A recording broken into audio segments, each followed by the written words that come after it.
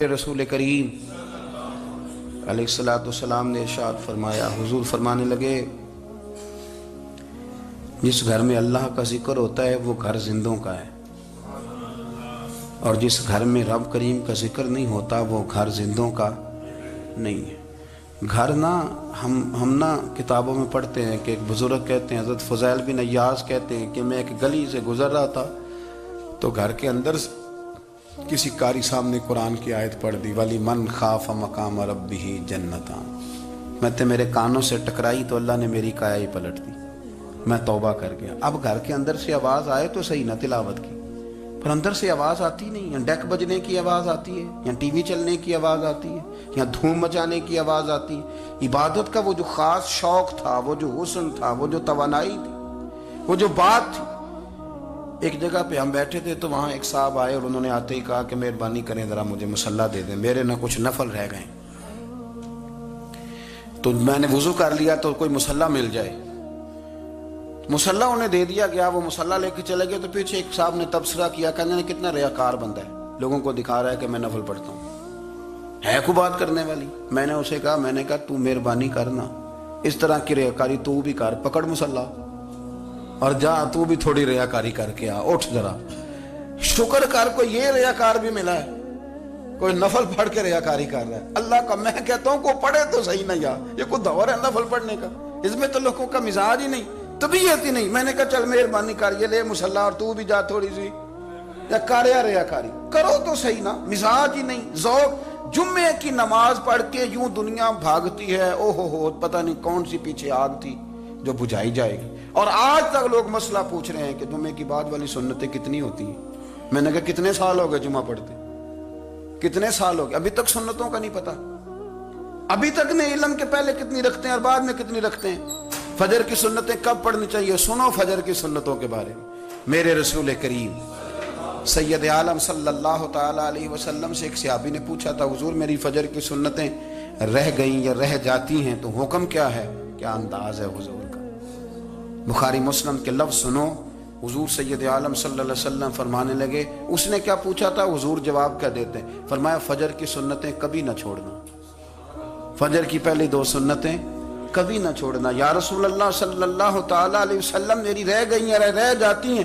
فرمایا فجر کی دو سنتیں نہ چھوڑنا، فرمایا فجر کی پہلی دو سنتیں مجھے دنیا اور دنیا کے اندر جو کچھ ہے وہ سب سے زیادہ پیاری ہے۔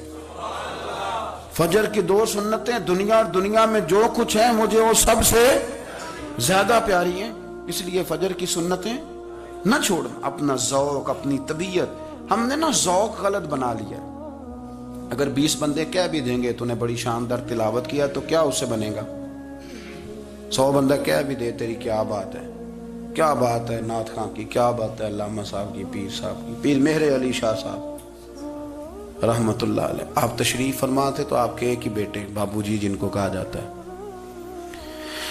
جس دن صاحبزادے پیدا ہوئے تو خادم نہ وہاں سے نکلا، ان لوگوں کے شوق اور طرح کے تھے نا تو ان کی توجہ بھی اپنے شوق کی طرف رہتی، تو خادم نکلا اندر سے، پیر صاحب مبارک ہو، پیر صاحب مبارک ہو، پیر صاحب مبارک ہو، پیر صاحب مبارک ہو، شور کر رہا ہے۔ تو پیر صاحب کو وجد ہو گیا، اللہ اکبر اللہ اکبر اللہ، وہ کیا ہوا، کس بات کی مبارک دے رہے ہو؟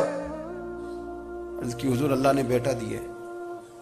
تو آپ فرمانے لگے اچھا حضور آپ کیا ہوا، آپ تو پریشان ہو گئے۔ فرمانے لگے جب تو نے 3 دفعہ کہا نا مہر علی کو مبارک ہو تو میں سمجھا تھا شاید تجھے کسی نے بتا دیا ہے کہ مہر علی سے اللہ راضی ہو گیا، میں سمجھا تھا کہ شاید تو یہ خبر لے کے آیا ہے کہ کسی نے بتایا ہے کہ مجھے آج خبر ملی ہے کہ مہر علی سے رب اچھا پتر ہوا ہے، الحمدللہ اللہ کا شکر ہے، پر میرے لیے مبارک کا دن وہ ہوگا جب میرا رب کہے گا کہ میں مہر علی سے راضی ہوں، میرے محبوب کہیں گے کہ میں مہر علی سے، آپ بات کو سمجھیں۔ شوق ہی کسی اور طرف تھا، دل ہی کہیں اور لگا ہوا تھا، طبیعت ہی کہیں اور مائل تھی۔ کوئی وظیفہ پوچھتے تھے تو پڑھتے تھے وہ لوگ، کچھ اللہ اللہ انہیں بتائی جاتی تھی تو کرنے کا ذوق رکھتے تھے، طبیعت تھی، قائل تھے۔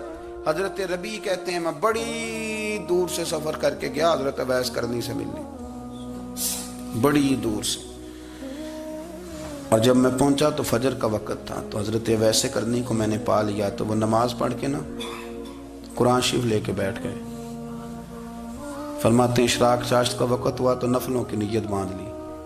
محدث ابن الجوزی نے لکھا ہے، فرماتے ہیں پھر جب زوال کا وقت ہوا تو مسجد میں جھاڑو دینے لگ گئے۔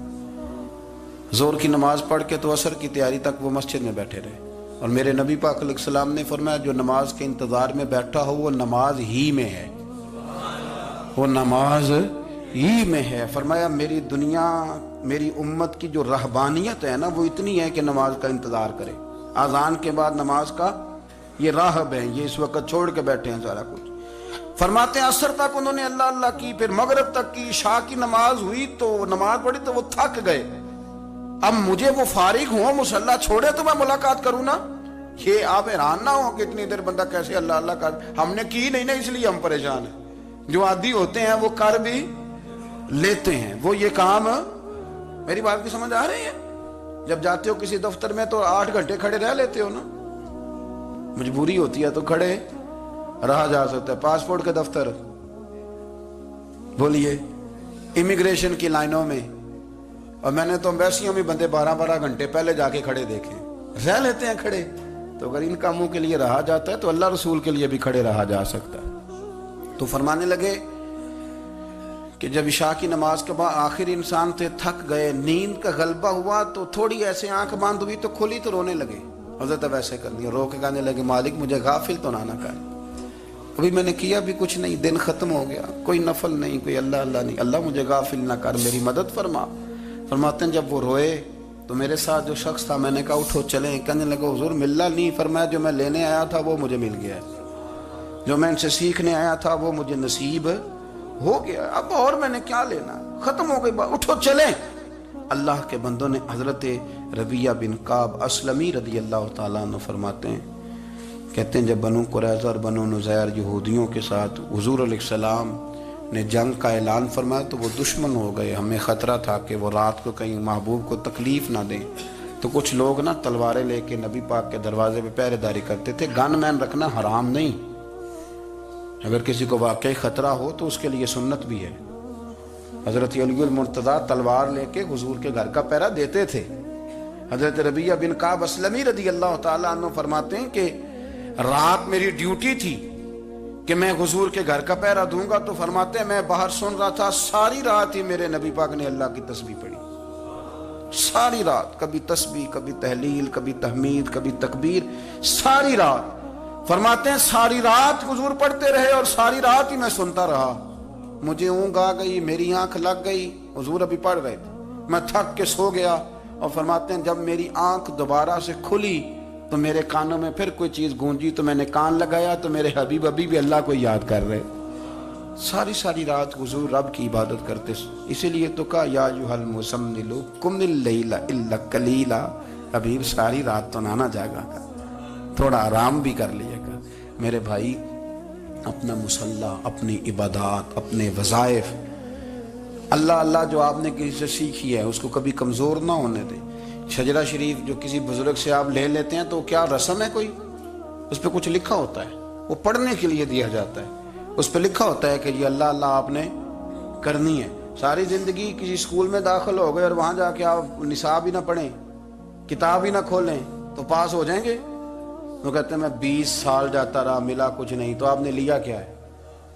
ایک اتنی سی کتاب تھی، اس کو تو کھول کے آپ دیکھ نہیں سکے، اس کے وظائف تک تو رسائی نہ ہوئی، اس لیے کہ اللہ اللہ کرنا مشکل ہے اور تصویر کھچانا یہ آسان کام ہے۔ تو جو آسان ہے اس طرف ہماری توجہ لگی رہتی ہے اور جو مشکل ہے اس طرف ہم ذوق پیدا نہیں کرتے۔ یا ایھا الناس اعبدوا ربکم الذی خلقکم والذین من قبلکم لعلکم تتقون، اے لوگوں اس رب کی عبادت کرو جس نے تمہیں پیدا کیا اور تم سے پہلوں کو پیدا کیا، اس لیے عبادت کرو کہ تم پرہیزگار ہو جاؤ گے۔ مالک سمجھنے کی توفیق عطا فرمائے۔